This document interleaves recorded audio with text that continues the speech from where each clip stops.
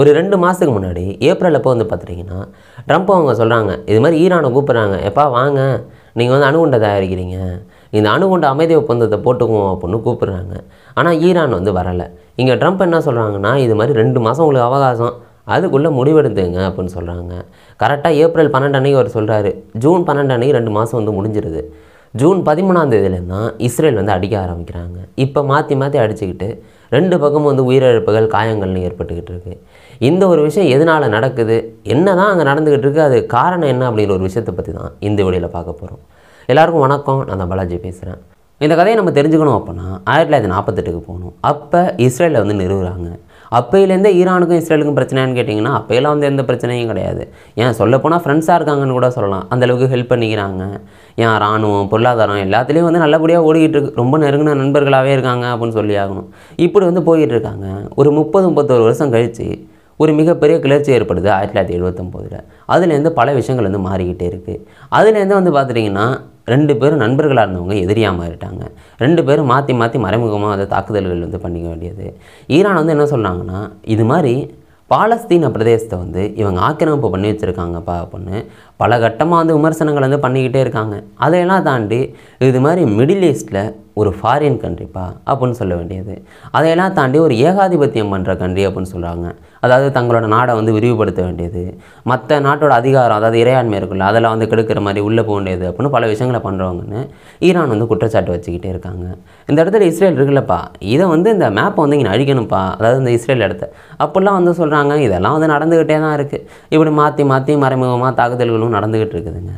இப்படி போகும்போது தான் வந்து பார்த்துட்டிங்கன்னா 1982 இது மாதிரி இஸ்ரேல் லெபனானை போய் பிடிக்கிறதுக்கு போகிறாங்க. இப்படி போய் தெற்கு லெபனானை வந்து ஆக்கிரமிப்பு வந்து பண்ணுறாங்க. இப்படி ஆக்கிரமிப்பு பண்ணி இப்படி சண்டையெல்லாம் நடந்துக்கிட்டு இருக்காங்க.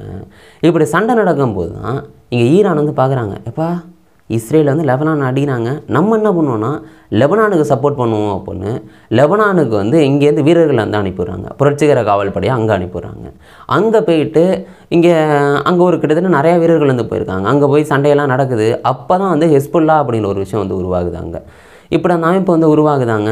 இதுக்கப்புறம் காலப்போக்கில் அந்த இடத்துலேருந்து ஆக்கிரமிப்பு பண்ண இடத்துலேருந்து இஸ்ரேலேருந்து வந்துடுறாங்க. ஆனால் ஈரான் என்ன பண்ணுறாங்கன்னா, இஸ்ரேல் எந்தெந்த கண்ட்ரியெல்லாம் எதுக்குறாங்களோ அவங்களோட வந்து ஃப்ரெண்ட்ஸாக வச்சுக்க வேண்டியது. இப்படி பல விஷயங்கள் வந்து ஈரான் வந்து பண்ணிக்கிட்டே இருக்காங்க. இப்படி பயங்கர பகையாளியாகவே மாறிட்டாங்க அப்படின்னு சொல்லி ஆகணும். ஆனால் நேரடியாக வந்து அட்டாக் பண்ணிக்கிறது கிடையாது. இப்படி போயிட்டு இருக்குதாங்க. இவங்க வந்து என்ன பண்ணுறதுன்னா, இந்த ஹவுத்தீஸு ஹமாஸு இவங்களுக்கெல்லாம் வந்து காசு இது மாதிரி கொடுத்து பயங்கரமான ஆதரவை வந்து வாங்கி வச்சுக்க வேண்டியது. இது மாதிரி அடிக்கடி இஸ்ரேலோட சண்டை போட சொல்ல வேண்டியது. அவங்களும் வந்து சண்டை போடுவாங்க. இது மாதிரி வந்து வெள்ளையெல்லாம் தெரியாது. இது மாதிரி ஈரான் வந்து ஸ்ட்ரெயிட்டான ஆதரவு கொடுக்கல, மறைமுகமாக அந்த ஆதரவு கொடுத்துக்கிட்டு இருக்காங்க. இப்படி அந்த ஹமாஸு ஹவுத்தீஸ் எல்லாம் இஸ்ரேலோட வந்து சண்டை போடுவாங்க. இது வந்து நடந்துக்கிட்டு இருக்காங்க. இப்படி போகும்போது தான் நேரடி தாக்குதல்கள் வந்து போன வருஷம் ஏப்ரல்லேருந்து ஆரம்பிக்குது. நேரடியாக வந்து மாற்றி மாற்றி தாக்குதல் பண்ணுறாங்க. அவங்க இவங்களை அடித்தா இவங்க வந்து அவங்கள அடிக்க வேண்டியது. இப்படி அடிச்சுக்கிட்டு இருக்காங்களா. ஆனால் அது பெரிய லெவலில் வந்து போகலை. அப்படி ஒரு வாட்டி அடித்தா இவங்க மாற்றி அடிக்க வேண்டியது. இப்படி மட்டும்தான் போய்கிட்டு இருக்குது. இப்படி போகும்போது தான் இஸ்ரேலுக்கு வந்து ஒரு பயம் வருது. அது என்ன பயம்னா, ஈரான் வந்து அணுகுண்டை தயாரிக்குதோ அப்படின்னு. இப்படி அணுகுண்டை தயாரித்தா நம்மளுக்கு பிரச்சனை, அதுவும் அவங்கள்ட்ட அணுகுண்டு வந்துட்டு அப்படின்னா நம்மள்ட்ட ஒரு குண்டு கொண்டாந்து போட்டேன் நம்மளை காலி பண்ணி விடுவாங்க அப்படின்னு இஸ்ரேலுக்கு பயங்கரமான பயம் இருக்குது. அமெரிக்காட்ட வந்து பேசுகிறாங்க. அமெரிக்கா பார்த்துட்டு அமெரிக்காவோட புலனாய்வு வந்து சொல்லுது, இது மாதிரி ஈரான் நீங்கள் வந்து அணுகுண்டை வந்து நீங்கள் தயாரிக்கலை அப்படின்னு நாங்கள் நம்புகிறோம், 2003 நிறுத்தின அந்த இதெல்லாம் வந்து நீங்கள் மறுபடியும் ஸ்டார்ட் பண்ணலான்னு நம்புகிறோன்ட்டு அமெரிக்கா புலனாய்வு வந்து சொல்லுது. இப்படி சொன்னதுக்கு அவங்க அந்த சைட்லேருந்து எந்த ரிப்ளையும் வரல. இப்படி போயிட்டுருக்கா. அதுக்கப்புறம் ஏப்ரலில் தான் வந்து இந்த கதையை ஆரம்பிக்குது. ஏப்ரல் 2025 என்ன பண்ணுறாங்கன்னு பார்த்துட்டிங்கன்னா, ட்ரம்ப் சொல்கிறாப்புல, இது மாதிரி நீங்கள் வந்து இந்த அணுகுண்டு இருக்குல்ல இதை வந்து நீங்கள் தயாரிக்கிறீங்கன்னு தெரியுது, அதுக்காக அமைதி ஒப்பந்தம் போட்டுக்குவோம் அப்படின்ட்டு ட்ரம்ப் வந்து சொல்கிறாப்புல. அதுக்காக வந்து கூப்பிடுறாங்க. இவர் வந்து லெட்டர் எழுதுறாப்புல. ட்ரம்ப் வந்து அங்கே உள்ள தலைவருக்கு வந்து லெட்டர்லாம் எழுதுறாப்புல. இப்படி ஏப்ரல் 12ஆம் தேதி நடக்குது. அப்போ என்ன சொல்கிறாங்கன்னா, இன்னும் 2 மாதம் உங்களுக்கு அவகாசம், அதுக்குள்ளே நீங்கள் வந்து இந்த ஒப்பந்தத்தில் கையெழுத்து போடணும் அப்படின்னு ட்ரம்ப் அவங்க சொல்கிறாங்க. இப்படி ஏப்ரல் 12லேருந்து நாட்கள் வந்து ஓடிக்கிட்டே இருக்குது. ஒவ்வொரு நாட்களாக போகுது. ஆனால் ஈரான் வந்து எந்த பதிலுமே சொல்லலை. இப்படி ஏப்ரல் முடியுது, மே முடியுது, இந்த ஜூன் வந்து ஆரம்பித்து போய்கிட்டு இருக்கு. இப்படி போய்கிட்டு இருக்கும்போது தான் ஜூன் 12ஆம் தேதி அன்னைக்கு தான் ட்ரம்ப் அவங்க சொன்ன லாஸ்ட் டேட்டு. அன்னைக்கு வந்து ஈரான் வந்து எதுவும் வந்து சொல்கிற மாதிரி தெரில.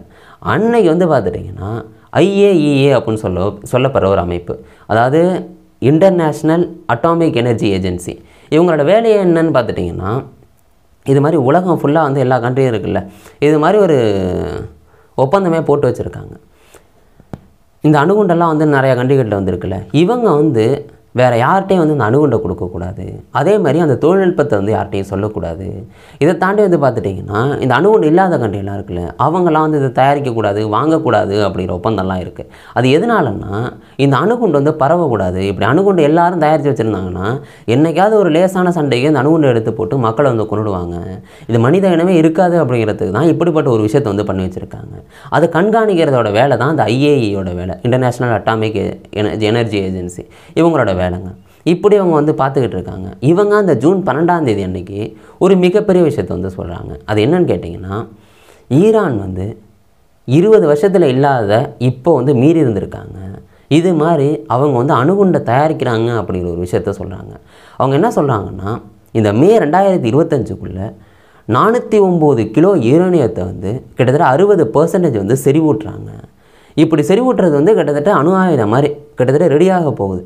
இப்படி செறிவூட்டிகிட்டு இருக்காங்க. இன்னும் கொஞ்சம் செறிவூட்டினா இது வந்து அணு ஆயுதம் தான் அப்படின்னு சொல்கிறாங்க. அதுவும் வந்து 10 அணு ஆயுதத்துக்கு வந்து நெருக்கமாக வருமா, 10 அணுகுண்டுக்கு நெருக்கமாக. இப்படிப்பட்ட ஒரு விஷயத்தை இவங்க வந்து சொல்கிறாங்க. இந்த IAEA அமைப்பு வந்து ஜூன் 12ஆம் தேதினே கரெக்டாக சொல்லுது. அன்றைக்கி தான் அந்த ஒப்பந்தம் போடுறதுக்கான கடைசி நாளை வந்து ட்ரம்ப் அவங்க சொன்னது. கரெக்டாக அன்றைக்கி முடியுதா, அன்றைக்கி வந்து இஸ்ரேல் வந்து சொல்கிறாங்க இது மாதிரி நாங்கள் அட்டாக் பண்ணுறது வந்து பிளான் பண்ணிக்கிட்டு இருக்கோம் அப்படின்னு. அப்படி சொல்லி அடுத்த நாள் ஜூன் 13ஆம் தேதி விடிய காலமே இங்கே பயங்கரமான அட்டாக் வந்து நடக்குது.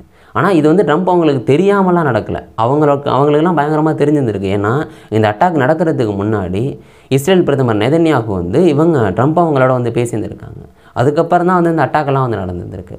அதுவும் இஸ்ரேல் வந்து சும்மா கண்ணா பின்னாலாம் வந்து அடிக்கலைங்க, பயங்கரமாக செலக்ட் பண்ணி ஒரு டஜன் இடங்களுக்கு மேலே எங்கெங்கெல்லாம் இந்த அணு ஆயுத அமைப்புகள் இருக்கோ அந்த இடத்த வந்து டார்கெட் பண்ணி தான் வந்து அடிச்சிருந்துருக்காங்க. அதை தாண்டி இராணுவ தளங்களை வந்து குறிவிச்சு அடிச்சிருந்துருக்காங்க. இதையெல்லாம் தாண்டி என்ன தெரியுமாங்க, இந்த இராணுவ வீரர்கள், முக்கியமான வீரர்கள் இருப்பாங்கள்ல, அவங்களோட அந்த தனிப்பட்ட வீரர்கள் எங்கெங்கே இருக்காங்களோ அங்கேயெல்லாம் குறி வச்சு பெரிய பெரிய ஆளுங்களையெல்லாம் போட்டு தள்ளியிருக்காங்க. இது மாதிரி பல பேரை வந்து இஸ்ரேல் வந்து இங்கே இருந்துக்கிட்டு வந்து அடிக்கிறாங்க. இது நம்ம இந்தியா பாகிஸ்தான் மாதிரி பக்கத்தில் இருக்கிற கண்ட்ரி கிடையாதுங்க. நடுவில் கிட்டத்தட்ட 2000 கிலோமீட்டர் வேறு கண்ட்ரிஸ் இருக்குது. அதையெல்லாம் தாண்டி தான் வந்து இவங்க இஸ்ரேல் வந்து ஈரானை வந்து அடிக்கிறாங்க. இப்படி பயங்கரமான அந்த அட்டாக்கில் வந்து பார்த்துட்டிங்கன்னா நிறையா பேர் இறந்து போகிறாங்க. 120 பேருக்கு மேலே இறக்குறாங்க. 380 பேர் வந்து காயமடைகிறாங்க. அதில் வந்து பார்த்துட்டிங்கன்னா புரட்சிகர காவல்படை, ஆயுதப்படை, அங்கே உள்ள சில பொதுமக்கள் அப்படின்னு ஆரம்பித்து இந்த அணு ஆயுத விஞ்ஞானிகள் இருக்காங்களா அவங்கன்னு பல பேர் வந்து இறந்து போகிறாங்க. இதெல்லாம் நடந்துக்கிட்டே இருக்குது. அன்றைக்கி விடியகாலம் அட்டாக் பண்ணுறாங்க, அன்றைக்கி மதியானமே வந்து பார்த்திங்கன்னா விமானத்தளங்களை அட்டாக் பண்ணுறாங்கன்னு இஸ்ரேல் வந்து சும்மாலாம் இல்லை. அவங்களுக்கு ஒரு பயம், அணு ஆயுதம் தயாரிச்சிட்டாங்கன்னா நம்மளுக்கு ஆபத்து அப்படின்னு. இப்படிப்பட்ட அட்டாக்கை இஸ்ரேல் பண்ணோன்னே ஈரான் சும்மா இருக்குமா, அவங்க பயங்கரமான பிளானை போடுறாங்க. நீ விடியகாலம் அடிக்கிறியா, நான் நைட்டு அடிக்கிறேன் அப்படின்னு நைட்டு 9 மணிக்கு பயங்கரமாக அந்த பாலிஸ்டிக் ஏவுகணையில் ரெடி பண்ணுறாங்க. 200க்கும் மேற்பட்ட பாலிஸ்டிக் ஏவுகணையில் வந்து ஏவி விடுறாங்க. 100க்கும் மேற்பட்ட ட்ரோனையும் வந்து ஏவி விடுறாங்க. இது நடுவில் 2000 கிலோமீட்டருக்கு பல நாடுகள் இருக்குது. அதை தாண்டி இஸ்ரேலோட வான்பரப்புக்கு போகுது.